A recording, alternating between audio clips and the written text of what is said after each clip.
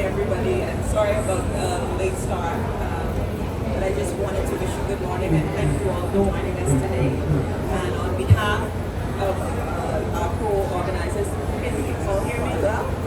Okay.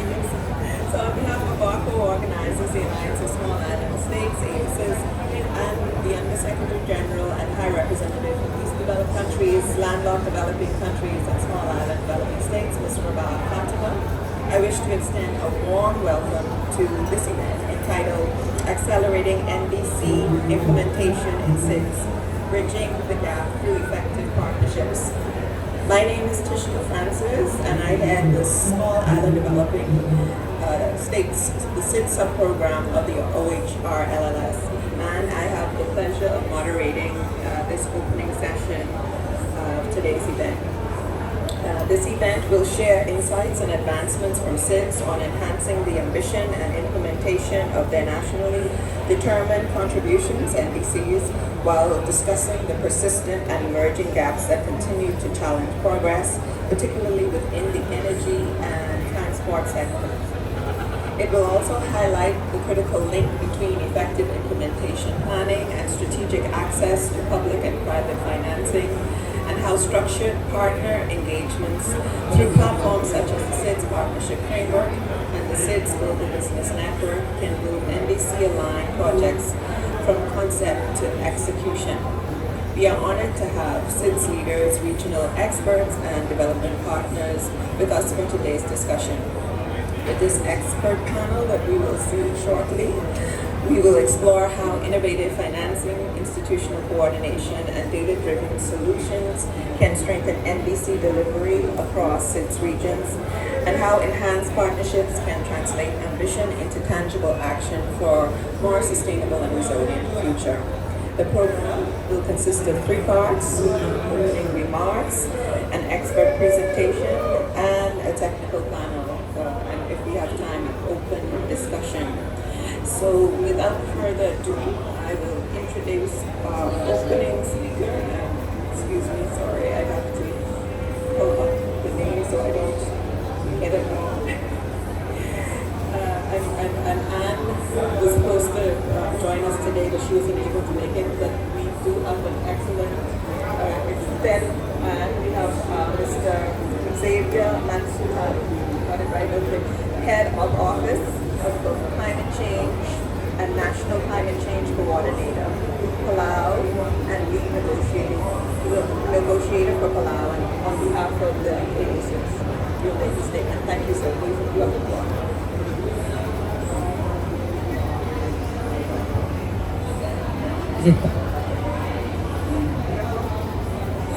Ali, that means hello and a very warm, I guess in a literal sense, Ali to everybody, and to you, Miss Tishka Francis, and our partners at, since you already spelled out the acronym, I'll just say the acronym if that's okay, UNOHRLLS.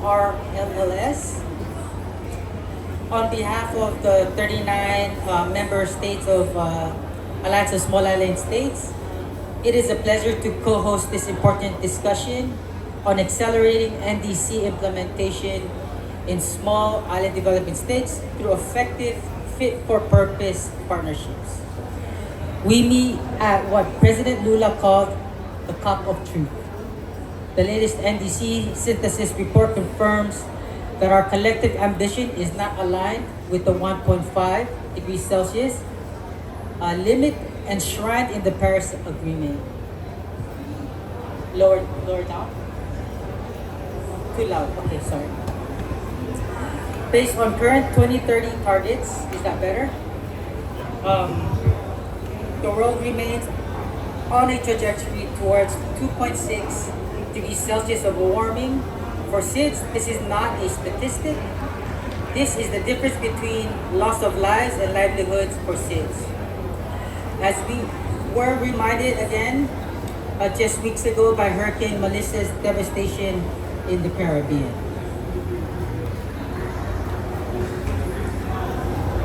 In terms of SIDS leadership, SIDS contribute well below 1% of global emissions, yet are among the most vulnerable of climate impacts. facing rising seas, destroyed infrastructure, lost tourism and fisheries, and escalating loss and damage with every fraction of a degree. Still, AOSIS members have shown leadership with increasingly ambitious NDCs, committing to high shares of renewables, advancing cleaner and more resilient transport, improving efficiency, embedding resilience in national planning, often going beyond our fair share and with far fewer resources than those who have done most to cause this crisis.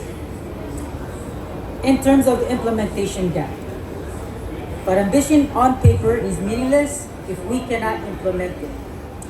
SIDS receive only about 0.2% of global climate finance for adaptation in 2021 to 2022, while estimates from NDCs and NAPs show they need around USD 12 billion per year in adaptation finance alone.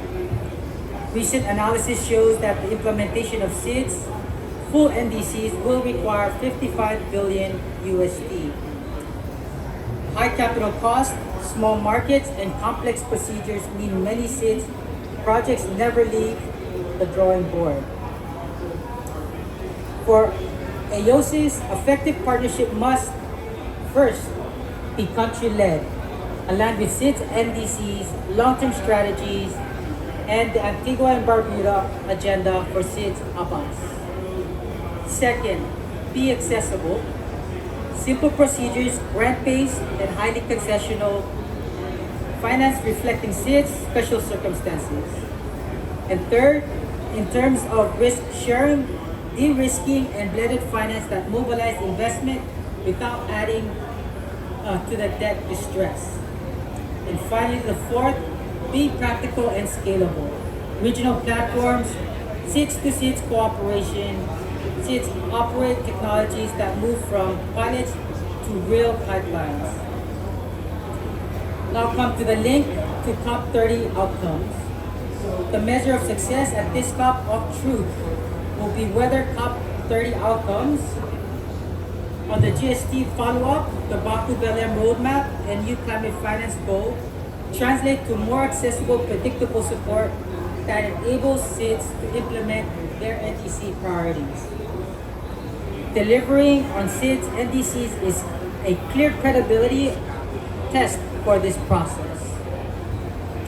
In closing, we look forward to hearing from our partners from SIDS governments, regional and international organizations, technical institutions, and the private sector, and to turning those insights into concrete partnerships that deliver for our islands.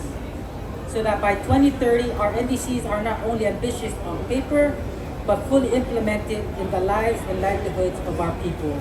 Masulang, I thank you.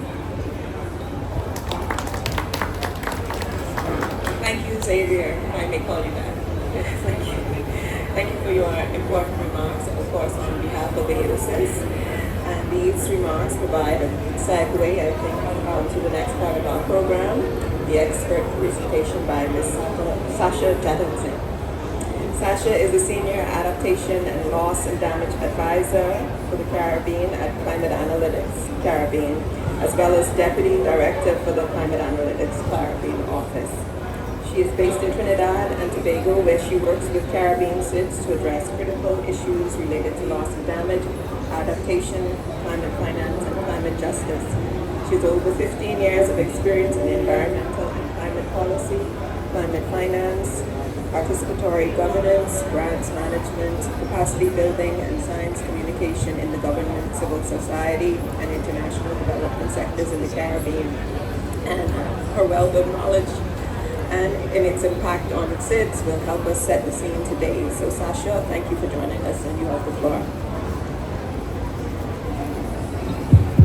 Thank you so much, Tishka. And so this feels, I'm getting flashbacks to last 2 weeks when Hurricane Melissa was in the north of the Atlantic Basin, and all the like it was just so hot, and there was no wind in the rest of the Caribbean. So I'm experiencing that again.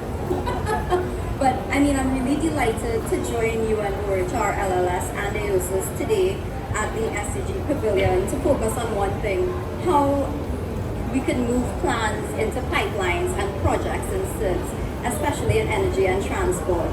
And just a little bit about climate analytics. We're a global climate science and policy institute engaged around the world in driving and supporting climate action aligned to the 1.5 warming limit.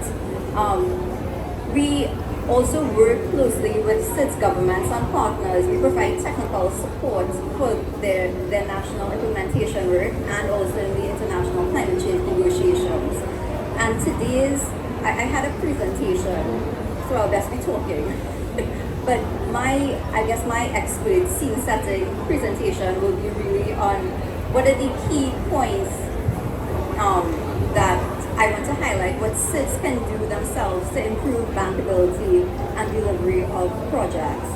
And what we've seen right now is in the last 3 years, we've had exceptional warming that underscores the narrow window to keep 1.5 within reach.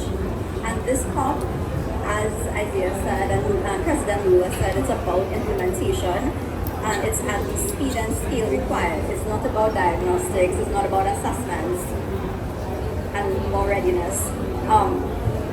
But what we need is that NDC 3.0 must strengthen 2030 pathways with credible 2035 trajectories and a clear route to bankable investment in priority sectors.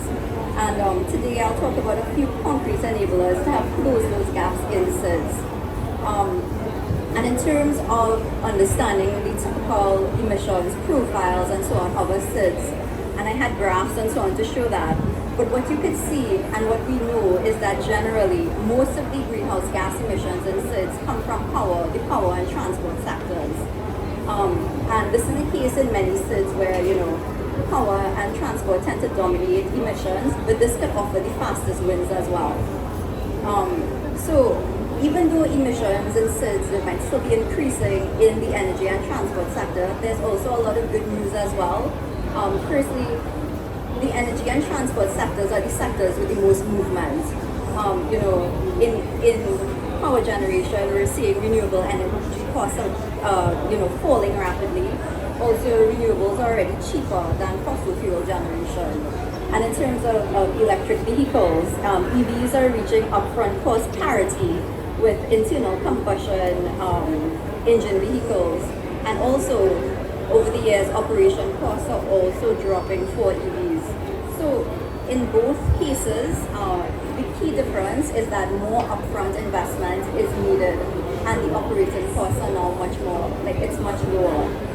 And, in terms of some of the key lessons from SIDS that I'd like to share that hopefully will set the tone for the panel.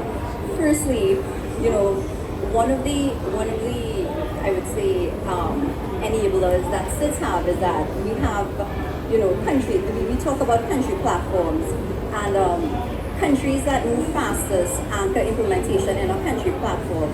And this has been a buzzword for many years, but in SIDS, these have existed already. So these are typically cabinet-endorsed interagency coordination mechanisms that we have in some form or fashion, if it's a climate change ministerial committee, if it's a national climate change focal point network, whatever you want to call it, it's cabinet-endorsed. And these sorts of mechanisms help to close the leadership gap between project-based NDC cycles. It helps to mainstream climate change across ministries and reassure private sector and funders about country priorities. It also helps to avoid duplication of projects and contradictory policies across ministries. These sorts of mechanisms can enable broad and reiterative stakeholder engagement, including private sector, and this can be flanked by bilateral engagement with key sector representatives to scope landing zones and priorities in advance. So two key ingredients matter. These sorts of coordinating mechanisms require a clear mandate and also predictable resources to convene regularly. The other enabler that SIDS have is the fact that we started developing sector roadmaps. And this could help turn NDC targets into investable project pipelines, and in ideal circumstances, this could go through multi-criteria prioritization to understand feasibility and timing. And each roadmap should have, capex estimates, timelines, implementing entities, and clear private sector entry points. And this provides clarity to financiers to be able to act. Thirdly, the third point is on data. And we need to have comparable and accessible data is critical for NDC implementation in SIDS, because this helps speeds up due diligence and typically lowers risk. The fourth is that enabling conditions travel well across islands. And what that means is having regulatory playbooks, net billing or net metering, standard interconnection, transparent tariff setting can be adapted and used across SIDS within regions. And what we've seen is that changes in SIDS where an independent regulator can run competitive tenders and benchmark PPAs, for example, while protecting consumers and the government, which is critical in highly indebted nations. And if we pair that with innovative finance like credit lines, guarantees, and so on, so development banks and national banks can actually crowd in IIPs. And a similar pattern we've seen work is that, for example, a development bank facility aligned with an IPP request for proposal issued from a regulatory commission can catalyze multiple qualified submissions that can be replicated regionally. So it's how do we share these best practices and how do we share knowledge and experiences, so we don't have to start from scratch in countries. And in terms of the final point I want to make is on regional models. So having these regional models can help multiply the speed of uptake. And when we're able to aggregate demand across islands, we can reach the size that financiers need for these sorts of projects. And when we're able to standardize documents and processes like pre-feasibility, safeguards, grid codes, PPAs, for example, we help shorten approval cycles and cut full project costs. And these are just a couple of enablers that's already happening. It's how do we scale this up? And if it's one takeaway I want to leave with you all, is this: standardize and pool.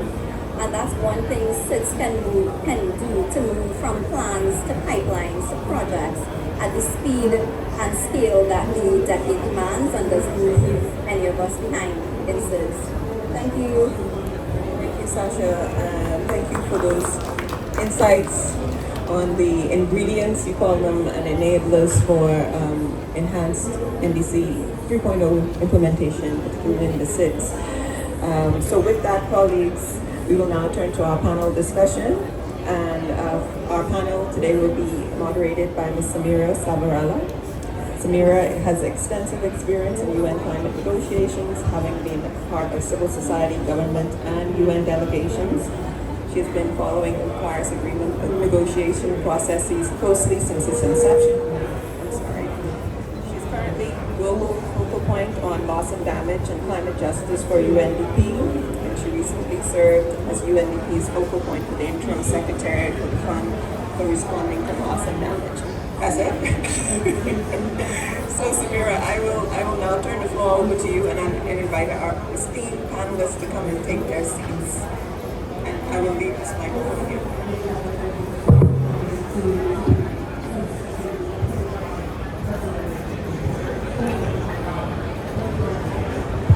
Hi everyone. Thank you. Please take your seats, panelists.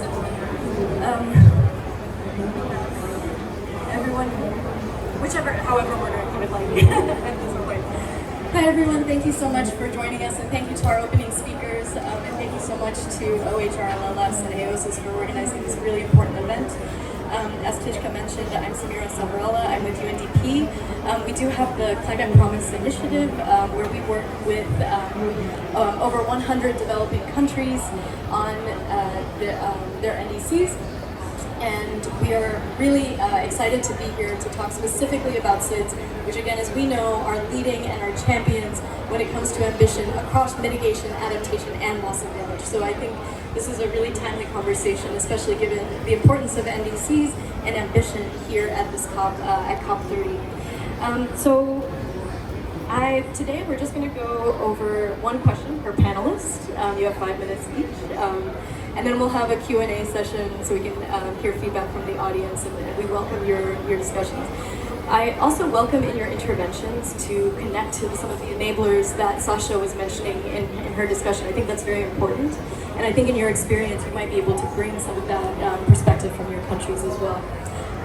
So we'll start with Ms. Aisha Risha, Program Officer at Climate Change Department of Ministry and of the Ministry of Tourism and Environment of the Maldives.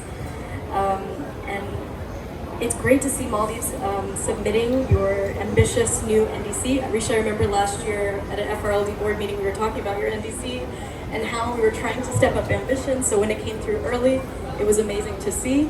How is the Maldives leveraging partnerships and private sector engagement to mobilize the finance, technology, and innovation needed to meet its enhanced NDC commitments? Thank you, Samira, and is that too loud? And thank you for having me. It's a pleasure to be here today and to be able to present all this perspective on this really important issue. And yes, you're right, we submitted our NDC early this year in February 2025, and we enhanced our mitigation ambition of the most ambitious to date, and we also strengthened the strategies on adaptation, and for the first time we have a dedicated section on loss and damage as well. So for us it's really important that we're able to properly implement and garner the support that we need to implement the NDC that we've set so ambitiously. In terms of mitigation, I will mostly focus on mitigation. As Tasha mentioned, energy is a key sector for us. So energy is where we focus most of our attention on in our NDC as well. And in terms of that, it's a lot more on renewable energy. And as you would all know, especially as it was highlighted by Samira earlier, it's very difficult for us to get the finance that we require in order to take the renewables that we need. But our president has also set a very ambitious target of generating 33% of our renewables, of our electricity through renewables by 2028. So in order to achieve that, we have really looked very much to the private sector in enticing or inviting the private sector to take up renewables, and to do that we have curated some incentives for this. So a lot of public-private partnerships is how we have now managed to increase our renewables to 6% of our electricity needs. Last year in 2024 we have achieved that. So we did that through public-private partnerships, and it provided incentives and guarantees to the private sector to participate in this. But yeah, that's all for me for now. Thank you so much, and I know you're feeling your voice is a little sick, so thank you for speaking. No, we really appreciate it, and it's amazing to see what Maldives is able to accomplish. Even 6%, it doesn't sound like a large number, but that's actually significant for Maldives. So it's really incredible to see that, and I believe some of our other speakers will talk a bit about public-private partnerships as well in their interventions. Thank you so much. Next up, we have Mr. Colin Young, Executive Director of the Caribbean Community Climate Change Center, or the 5 Cs. I think many of us are familiar with the organization. Thank you for joining us. And of course, you know, the Caribbean leads in NDC ambition in many, many ways. And several of the Caribbean NDCs have already come through, even before COP, which is amazing to see. So let me make sure I have the right question for you. What key policy, institutional, and financing shifts are now needed to drive implementation on the ground? Now we have these NDCs, which are papers, but how do you actually implement these things, which is what we're talking about today. So I think you have some experiences to share, Colin. Please do.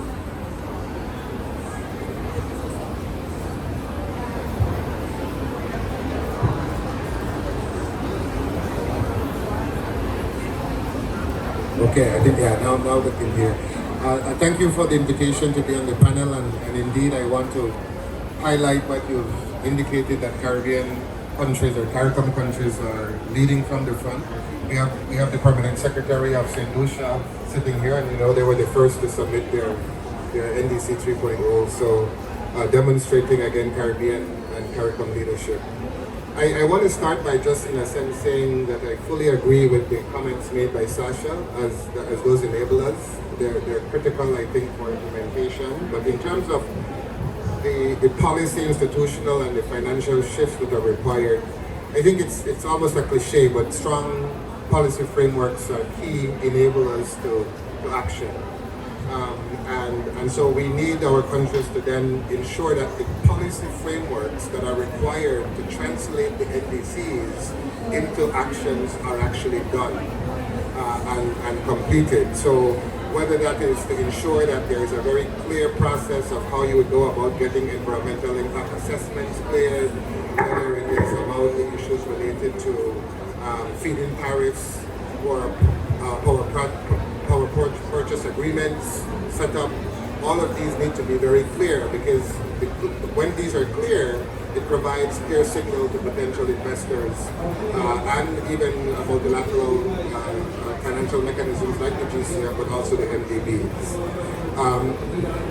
We also need a very clear whole of government approach to reduce the fragmentation and the duplication, and sometimes sort of policies that are not in coherence with each other within the national space.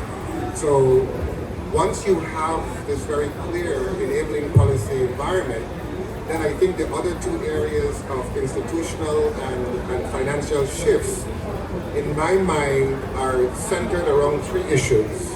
One is about access to finance, and whether that is concessional finance, grants, or highly or other forms of private sector crowding in.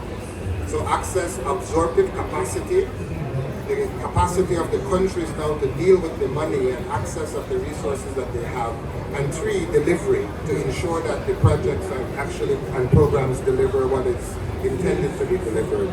So around access, absorption, and delivery, then at the institutional level, what we need is to strengthen the capacity of the national counterparts, whether that is a government ministry, whether that's CSOs, whether that is even the private sector in terms of access to financing. And one way that we can do this, for example, is through using the GCF readiness to provide additional capacity within our countries to look at developing project implementation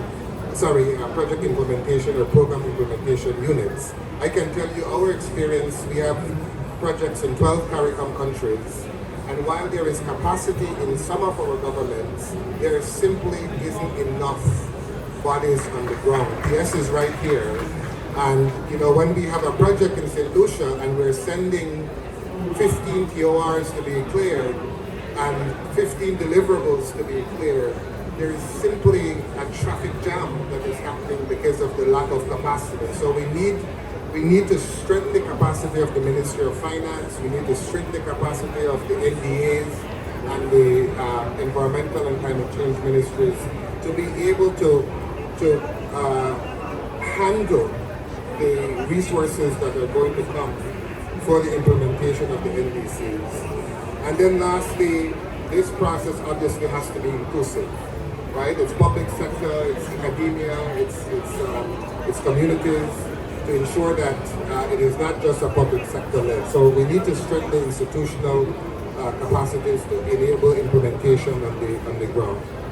And then on the issue of finance, I think many of our countries have costed their NDCs, and that is, I think, just the first phase of really then moving from costing of the NDCs to what we call a financing strategy. So how do you now crowd in the financing to be able to implement or to find the money to fund the cost of your NDC? That is where you can now have innovative financial instruments. You will know clearly what is it that you want to fund with grants, what you want to fund with highly concessional loans, where do you crowd in equity, where do you crowd in debt for nature swaps, climate swaps, biodiversity credits, all of these things now are going to be able to very clearly be identified to the priorities that you have identified in your NDCs, so that you have full visibility of what those are going to be. And then lastly, it is absolutely important that, and Sasha talked about data, but we have to sort of ensure that there is the data to de-risk the climate investments, so that we can now crowd in the private sector and the NDB. So at the 5Cs, we've deployed 2 sets of tools. One is called the Coral, which is the Caribbean Climate Online Risk Assessment tool that allows any public sector, any governments to essentially run a project that they want to do through this tool that then allows them to force them into considering the climate risk. And the second one that we're deploying right now is in Jamaica with FCDO, called the JSRAT, which is the Jamaica Systemic Risk Assessment Tool, which is Coral on steroids. It really brings in LiDAR, topographic bathymetric data, satellite imagery. You look at number of users, number of houses, number of people served, and you put this all into a GIS platform that allows you really now to see whether the substation that you're building, what are the climate risks, and for which scenario are you going to be constructing that. For the road that you're building, for transportation, same thing. So once you do this, you do 2 things. You've now factored in the climate risk, and now you're going to lower the cost of capital to be able to come in to fund the activities in your NDCs. So let me say that the last thing, all of this can then develop what we call a climate resilient public sector investment program to deploy your NDC. Thank you so much, Colin, for that. I think, yes, it is very warm, so thank you. Despite the heat that we're facing, to be able to talk a bit about what's happening in the Caribbean. And I think these, what you're saying about NDC implementation and all that, what's needed on NDC implementation is critical here. And I'm glad you brought up the data, the tools that are already existing. I think oftentimes people don't know what's already existing and is at their disposal to use for NDC implementation and other climate priorities and policies. So thank you for sharing. And then you mentioned finance, and so that brings us to our next speaker. We know that last year was the finance COP, but this year, let's be honest, we also have a lot to say about finance, and it's critical for NDC implementation, which is critical now. So Mackay, we have Mr. Mackay Robertson, Senior Advisor for Finance at AOSIS. Mackay, we know finance still remains a linchpin for many countries in NDC implementation, especially in SIDS. Given the persistent shortfall in climate finance to SIDS, what mechanisms or approaches can better channel funding, particularly for energy resilience and transport transitions towards national and regional priorities, in your view?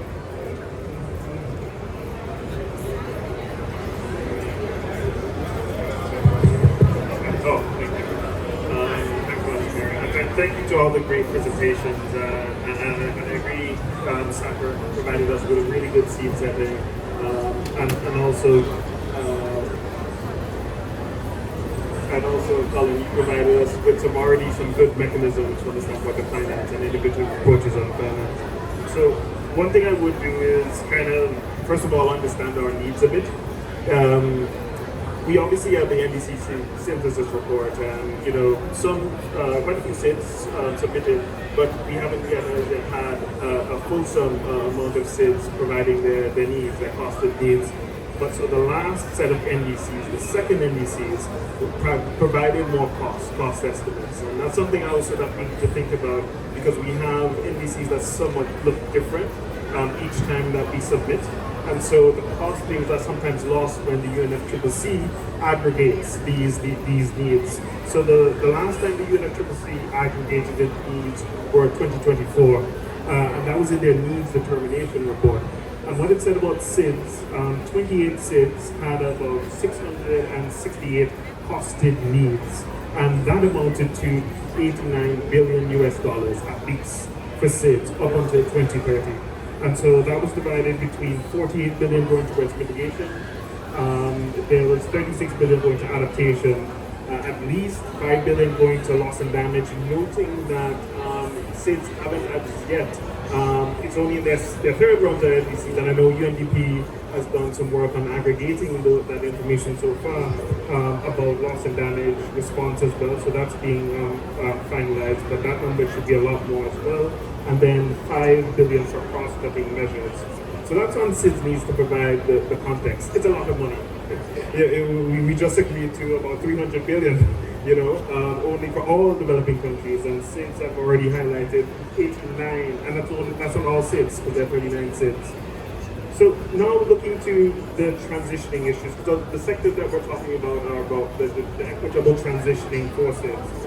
And I think SIDS special circumstances, which as was alluded to by Xavier at the start and highlighted in Antigua and Barbuda agenda for SIDS, it states that we have special circumstances, and they're based on just things that are a unique combination of vulnerabilities that really and truly don't go away, right? Small size, remoteness, exposure to shocks, etc. And so, but when you use the SIDS special circumstance lens, and then you look at these sectors, there's certain things, for example, we talk about high transaction costs, but think about high transaction costs for technology. And there have been studies done, especially through the UNFCCC, that say when you have technology landing in a small island developing state, it's normally 2 to 3 times more expensive than if you would have received it from a country, whether developed or developing, that's a part of a continental mass, right? And so that's one key issue that we need to think about in addressing in the transition. The next thing that many states have spoken to us about, and I've experienced in working, because I used to be a part of the government in Antigua, is licensing issues for technology. So because of how technology, especially renewable energy technology, is kind of zoned based on where you are regionally, you potentially can't have access to, for example, the cheapest set of prices because you are, for example, in a licensing region that is, for example, only in the Caribbean, that's then connected to the US market. So then you can't get access, for example, to potentially the prices, let's use Tesla, for example, that's in the Asian market. That's a lot cheaper, right? And so trade and licensing issues need to be solved as well, and are obviously issues that SIDS have, given our different aspects in the different regions that we are and the fact that we are connected to continental mass. Other transition issues that we do have as SIDS is the operation and maintenance costs of these technologies once we get them beyond the lifespan of projects. And we'll go through and look at potential solutions for all of these barriers. And then the last kind of issue that I would highlight is liability risk associated with transitioning. And I'm happy that Sasha alluded to it. I think Alan also alluded to it as well, is that there's this concept of what it is, power purchase agreements. And those are typically, the way that SIDS typically have one public utility company that manages the energy sector, correct? And the issue with having that, and they normally then basically has on responsibility onto another entity, one other private entity, so this is the private-public partnership bit, but it's through a power purchase agreement. However, that is linked to a specific type of high-emission technology. And the issue is those power purchase agreements aren't lasting, for example, for 2 years, where we could potentially transition in line with 1.5. They're already committed 30 years out from now. And the experiences I've had in government is that if you try to come out with these power purchase agreements with these really big companies, they tend to basically sue you, right, for breach of contract, right? And so how do we engage with liability risk as SIDS is very important, given that, we don't have the massive amount of bargaining power, for example, that a bigger country like the one that we're in may have to try and get out of that power purchase agreement. So now looking at the NDC targets in SIDS and for energy and transport sector, I think Xavier alluded to the fact that SIDS have a negligible amount of emissions, right? And so then what is the benefit, right? What is the additional benefit of transitioning the energy and transport sector? And there are 2 key points that we've always highlighted as SIDS. First of all is our resilience. And this is clearly articulated in the BAS and many other documents that we've had for SIDS, noting that, for example, transitioning from fossil fuel to renewable energy that's generated by solar or wind, think about post a disaster, right? how important potentially being able to, after everything has been quelled down, you're able to then have a solar panel with backup generating batteries that you're able to, 2 days after, able to go back and begin the economy, right, with the energy sector. Noting that, for example, when you have these same hurricane situations, sometimes have issues getting access to fossil fuels, right? And so it allows us for a sense of resilience from that standpoint. And then the second thing is independence. Independence, again, from the fact that SIDS are remote, independence from external markets, right? So we can dictate our energy future, we can dictate our transport futures. So those are some things that we can think about. How do we think about the energy and transport sector and our NDC targets in a different way than emissions reductions? Because, again, our emissions are negligible. The second to last thing that I'll touch on is the barriers to access to climate finance. And I think what we're seeing a lot of right now, when we look at first of all public finance, is, and it's again linked to SIDS special circumstances, is that we have a lot of external rules that dictate how public finance is provided to countries. And these are decade-long rules that basically use unfair metrics at judging whether a SID should get support or not get a support. That's for development finance in general, but specifically for climate finance, given that we're reducing ODA, because that's what global trends are, you're seeing a lot of the traditional partners that would be providing us with climate finance now stating, for example, in the Green Climate Fund or in other different entities that we're trying to reduce the amount of finance that we're being provided to SIDS because SIDS may be high income and high income status, which is absolutely unfair, right? Especially given that last year in the Bermuda, we reaffirmed the special circumstances of SIDS. The next thing that they also do, and I know I talk a lot to Colin about this, is the metrics that these institutions use to track impact, right? The metrics that they use are more absolute, global kind of oriented metrics, which say, how many beneficiaries can we tackle with this one project? What is the value for money there? So the metrics that they use for value for money and impact are diametrically opposed against a smaller context that SIDS have, right? And so those are the kind of things, instead of looking at it from a proportional perspective, like per 100,000, etc. So these things would then navigate and sort of dictate how these IFIs and MPs are investing or not investing in SIDS. And then the last thing with the private sector and private finance, it's always our small economies of scale. It's really unattractive for a private capital, but as well the perceived risk associated with investing in small island urban states, but it's not the real risk, right? Because they're attaching certain pre-connotations of what a developing country is and what a SIDS is. So not only are we, at least in certain contexts like bigger emerging economies like where we're located right now, at least they have the scale. So they tend to maybe take on the risk, they have the scale. But in the context of, because we are double whammy with not having the scale, and again, also having the perceived risk associated with a developing country, you're not going to use the money correctly, etc., and you're not credit worthy, etc. And so those solutions. And this is the last of the points that I'll make is that for IFIs, like the MPBs, they need to have bespoke strategies and approaches for providing access to SIDS, specifically climate finance, but also broader development finance, using a differentiated approach. Because what we just listed is a different set of circumstances that other countries have that we don't have, that we need to then take into consideration when they're trying to approve a program finance for us. The next thing is bulk procurement of technology. That is crucially important, and I know that IFCs and other countries around different countries are engaging, I think, SPREP as well, trying to bulk procure all of these renewable energy technologies, bulk procuring aggregate for the roads in the transport sector, wire, these type of things. The use of the programmatic approaches as well is very important, and I think Sasha alluded to country platforms, and that's just another emanation of that. And I think it's very important that these multilateral climate funds, for example, the GCF, they've been, I think it's around 8 years that we've been trying to discuss the programmatic approach in the GCF, but the only type of entities that can get programmatic approaches from GCF is actually private sector hedge funds that try to apply for funding for under the GCF. The last thing last set of solutions is license waivers for technology, as well as support for addressing the liability risks associated with transition. I'll stop there. Thanks a lot. Excellent. Thank you so much, Makai, for that intervention. I think you laid out very clearly the exact considerations for SIDS, very tailored, specific context for energy, for finance, for transport, for these solutions, because it's very specific challenges that face SIDS across regions, right?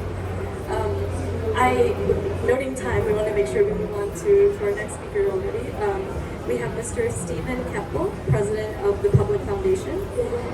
So private sector investment, Makai was also talking about it. Other panelists have also, of course, spoken about it. It's pivotal for scaling up climate action, climate solutions, especially in SIDS. And there's a lot of questions about this and how that's done and some of the challenges that are experienced by SIDS. From your perspective of creating and managing public-private partnerships, what are the key enabling conditions, policy, regulatory, or financial, that would unlock greater private sector participation in implementing SIDS energy and transport-related NDC targets? So a bit to the points they raised, what do you think from your perspective of foundation? There we go. Thank you so much for the question, and but also for the remarks of the previous panelists. I think they prove that there is no lack of expertise among SIDS as to what the challenges are, but also some of the solutions. So I definitely will piggyback on some of the points that you've made. When we think about private capital, private capital follows predictability, policy, and partnership. We've seen that a lot in our work, bringing together, creating and managing public-private partnerships as part of the Public Foundation. As everybody on this panel knows, it's not easy. It sounds simple, oh, public-private, let's get everybody in a room. And no, a lot of work goes into it. There's a lot of, on both sides, translation involved. And I think for SIDS to attract the scale of private investment that is needed to meet NDC energy and transport targets, for example, we need to really create collectively the enabling conditions for this to happen. So they talked about it already, predictable policy frameworks, transparent data, strong local but also regional institutions, like what's happening in the Caribbean and others. And as we kind of see as part of the role of Public Foundation as well, right? There's a lot of this work being done at the government level, at the regional level. We have spent a lot of time thinking about how do we bring in our partners in the private sector while relying on the UN framework as well. In our experience, there are 4 enabling conditions, some of which have been touched on, but I want to kind of go a little bit in deeper from the public-private perspective that we think can help, particularly around SIDS, and unlock some of these resources. One is data transparency and predictability. Right, investors, governments, obviously, but also investors really need reliable data and up-to-date data to price in risk and design financing instruments. Right, so this includes data on demand, on energy use, emissions, policy frameworks, project pipelines, etc. Through the SIDS Center of Excellence, which was announced in Antigua last spring, Public Foundation is working specifically on something called the SIDS Global Data Hub, which builds off of work from the Data Alliance and the UN GGIM, UN Global Geospatial Information and Management Secretariat. And the goal here is to work with governments to identify and understand the existing geospatial frameworks that exist and also create their own dashboards and hubs. These platforms can help to track NDC progress and help governments create open, standardized data systems, right? That can connect with others in the region. So in essence, better data equals better planning, lower perceived risk for the private sector, and more private finance. The second factor is policy and institutional coherence. So we talked about, Colin mentioned policy frameworks. We see a lot of fragmentation, obviously, across ministries, but also, the small market size of SIDS nations, right? So We need to see more collaboration. It's happening within SIDS regions, but also across SIDS regions. I think there's a lot between the Pacific and Caribbean, for example, that SIDS can learn from. The SIDS Center of Excellence, again, is being organized to help support governments in aligning some of this work, helping ministries speak the same language, connecting national policymakers, regional organizations. All of this is important building up to the private sector, right? They want to see this collaboration. I think this is one of the ways to combat the challenge of small market economies, is showing the strength in numbers, around the world. SIDS are global. SIDS in environments like this at COP are very well organized, have a big voice. Now let's translate that to the private sector. The third is financing and de-risking mechanisms. Access to finance is a huge barrier. Everyone's mentioned it so far, particularly for small-scale, energy and transport projects. Right, we're looking at NDCs. The Development Bank for Resilient Prosperity, or the Nature Bank, which was announced during SIDS 4 last year, which is something that Public Foundation is a part of and supporting to get off the ground. It's being designed with SIDS as partners at the launch, and it's going to offer blended and innovative financing mechanisms that kind of help to be a link between some of the larger MPBs and also some of the other IFIs as well. Public Foundation organizes something and manages something called the Family Offices for Sustainable Development, which came out of a request from the UN Secretary General during COVID to align global wealth, high net worth individuals, family offices around the world to better understand how they can use their capital and philanthropy to advance sustainable economic development. We had a huge delegation in SIDS 4 in Antigua, and there's things happening now around, okay, how do we leverage philanthropic dollars from some of these groups, but also there's the huge opportunity for investment. So we need to blend some of that together. And I think the fourth factor is also local innovation and entrepreneurship, right? Beyond large infrastructure, I think collectively we need to power local innovators and small enterprises to deliver solutions. And again, I'm understanding that some of these are small economies, but what does this look like across different regions, right? Public Foundation, our partners, we support a few networks of innovation hubs and startup hubs, and I think there's a big opportunity within SIDS to expand that work. And I guess I'll kind of just give an example though of what this could look like and how it all comes together. So if you take an NDC target, like 100% resilient power for essential services by 2027, right? The government can rely on what's happening with other SIDS by eventually engaging with the SIDS Center of Excellence. They can identify best practice. They can take these learnings and publish a template service contract for solar plus storage on clinics and schools, set a 60-day permit lane, and use data hubs and dashboards or geospatial dashboards to select and size the first 100 sites. Public and other capital partners can come in and help to identify catalytic capital on first loss and to bring in DFIs and commercial lenders. It's possible, right? But it happens, it kind of has to happen at scale. So how do we build up and collectively together? So I guess to kind of close, I think there are platforms that exist. The Abbas last year was a big step forward for the next decade. SIDS Center of Excellence, SIDS Global Data Hub, Nature Bank, and obviously the existing regional frameworks. How do we leverage all of those? And I think if we stand together as governments, private sector, civil society, we can move on from a project-by-project basis toward systemic transformation, and that is really going to help, I think, SIDS across the board go from vulnerability to resilient prosperity. Great, thank you so much for that, Stephen. I think that's really helpful in understanding a bit more about that private sector, private capital engagement.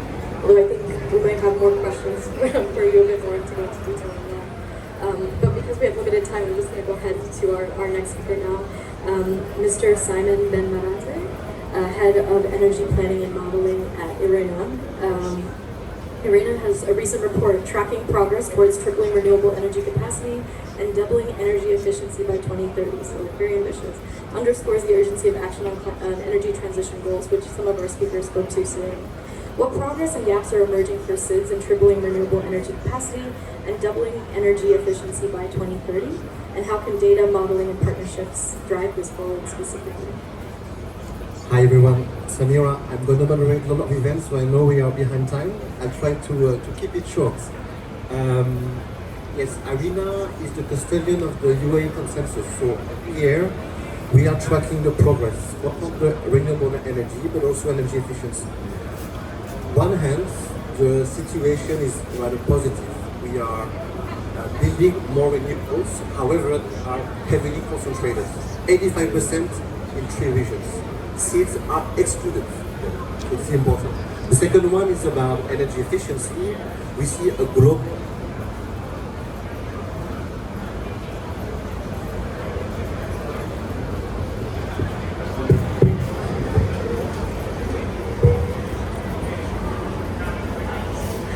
So yes, we see some form of improvement around 1%, but it's still critically insufficient. So there is a lot of things to be done here. I think to keep it short, fully agree with what was mentioned before. We need to have an appropriate response to NDCs. Formulating them is a part, but also responding to them is important. Having worked personally on working with the islands like Antigua on the last iterations, the implementation has some challenges. We heard about the cost of capital, we heard about bringing equipment to islands. Not only the main islands of that, but also the other islands. Remember, it's important as well. So we seek a framework around how to interconnect islands, how to use the ocean. Floating offshore wind also is something islands are working. However, the flow of capital is today insufficient. So I think all measures we can build to build partnerships to help private sector, but also moving more information on how we can de-risk and also build credibility when the government proposes a foundational project for its country there. That's the role of IRENA, providing evidence here. We operate on 2 sides. The first one is around building institutional capacity. On the data side, it's not only about analyzing the situation and then moving on, it's building the energy planner, building the statistician, so they can do their own solution. We operate a long-term energy saver network where also we discuss about building, for example, open and transparent solutions for modeling. So imagine you build a very nice study and you have to pay 200,000 euros to maintain it, and island cannot do this. So we need to look at that very quickly.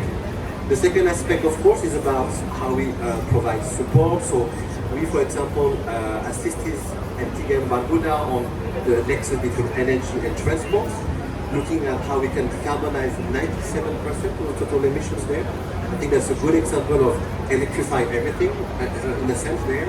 The second aspect is the work on geospatial. We operate rooftop solar geospatial tools called Solar City, and we are deploying them in the 3 regions of the 6, Caribbean, Apes, and the Pacific there.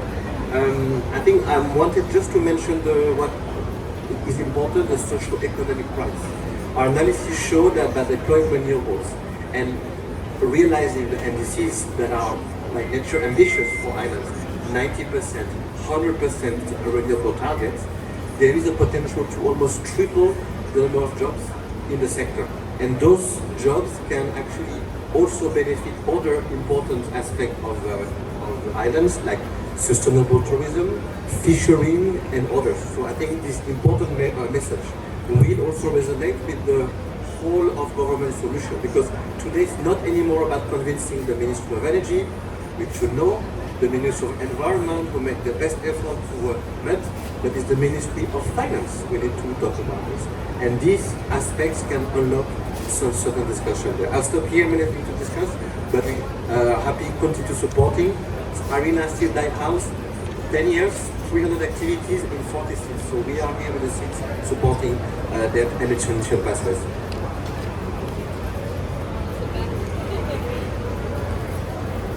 Team effort. Thank you so much to all of the panelists for these very insightful reflections that they shared, specifically for SIDS in particular. I think we see now a lot of the very specific SIDS-specific challenges and also solutions that we're seeing.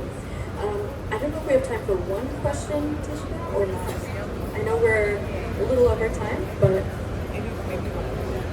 okay, maybe one question or comment. We'll take just one from the audience. Would you like to, please? Good day. I have a two-part question.